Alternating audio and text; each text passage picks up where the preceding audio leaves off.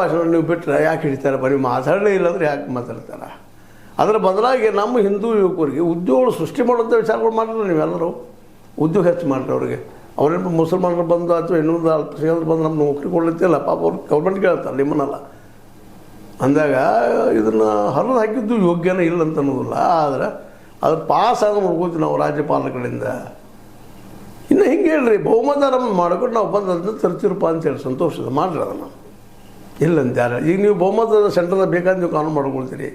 ಮೊನ್ನೆ ಮಹಾತ್ಮ ಗಾಂಧಿ ಅವ್ರದ್ದು ಹೆಸರಿದ್ದಂಥ ಮನೆಯಾಗ ತೆಗೆದು ಹಾಕಿರಿ, ಕಿತ್ತಾಕಿರಿ, ವಿರೋಧ ಮಾಡಿರಿ, ಅವರು ಹರಿದು ಹೋದರು ಕಾಂಗ್ರೆಸ್ಸಿಗರು. ಆದರೆ ಕಾನೂನು ಆತಲ್ಲ. ಮತ್ತು ಅದು ರಾಷ್ಟ್ರಪತಿಗಳು ಒಪ್ಪಿಗೆ ಕೊಡ್ತಾರೆ, ಯಾಕಂದ್ರೆ ನಿಮ್ಮ ಸರ್ಕಾರ ಐತೆ, ನಿಮ್ಮವ್ರಿದ್ದಾರೆ ರಾಷ್ಟ್ರಪತಿಗಳು. ಮತ್ತು ಅದು ಮಹಾತ್ಮ ಗಾಂಧೀಜಿ ಹೆಸರಲ್ಲಿದ್ದಂಥದ್ದು. ಮತ್ತು ಅದರಲ್ಲೂ ಮತ್ತೆ ಏನೇನೋ ಗದ್ದ ಹಿಡಿಸಿಬಿಟ್ಟಿದ್ರಿ.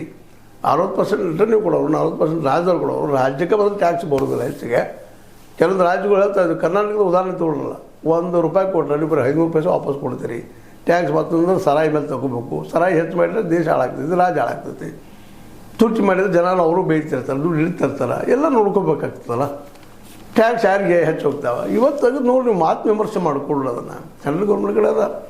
ಮತ್ತು ಸ್ವಲ್ಪ ರಾಜ್ಯಗಳಿಗೂ ನೀವು ಅದರ ಮತ್ತು ಅವ್ರು 40% ಹಾಕಿದ್ರೆ ಅವ್ರು ಹಾಕ್ಲಿಕ್ಕೆ ಆಗೋದಾದಾಗ ಅಡಗು ನಿಮ್ಮದು 60% ಅದು ನೀವು ಹಾಕ್ತಿರೋ ಗ್ಯಾರಂಟಿ ಇಲ್ಲ. 100 ಇದ್ದಿದ್ದು ಈಗಾಗಲೇ 60, 70, 30, 40 ದಿವಸಕ್ಕೆ ತಂದು ನಿಲ್ಲಿಸಿದ್ರಿ ಅದನ್ನು. ಅದನ್ನು ತುಂಬೋದು ಕೊಡೋದು ಭಾಳ ಆಗ್ತದಪ್ಪ ಟ್ಯಾಕ್ಸ್ ಅಂತ ತಿಳ್ಕೊಂಡು ಏನು ಮಾಡಿಬಿಟ್ರಿ, 120 ದಿನ ಮಾಡಿದ್ರಿ, ಸಂತೋಷ ಪಡುವಂಥ ವಿಷಯ. ಬೆಸ್ಟ್ ಮಾಡಿ ಏನು ಮಾಡಿಬಿಟ್ರಿ, 60% ಕೇಂದ್ರ, 40% ರಾಜ್ಯ ಅಂತ ಹೊಡೆದು ಬಿಟ್ರಿ ಗಾಡಿ.